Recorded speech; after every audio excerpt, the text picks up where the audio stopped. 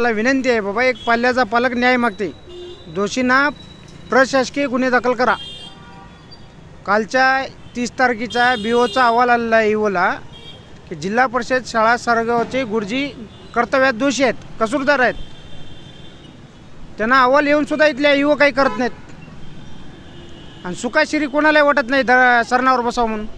110 निवेदनं, 4 उपोषणं, शिक्षण आयुक्ताला धरणं धरले, आयुक्त कार्यालयाला पत्र दिलेत, राज्याच्या मुख्यमंत्र्याला, उपमुख्यमंत्र्याला, शिक्षण मंत्र्याला सगळ्यांना पत्र व्यवहार दिलेलं आहे।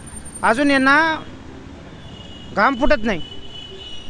माझं म्हणणं एकच आहे की बाबा, वैयक्तिक म्हणणं, ते दोषी आहेत त्यांना प्रशासकीय गुन्हे दाखल करा।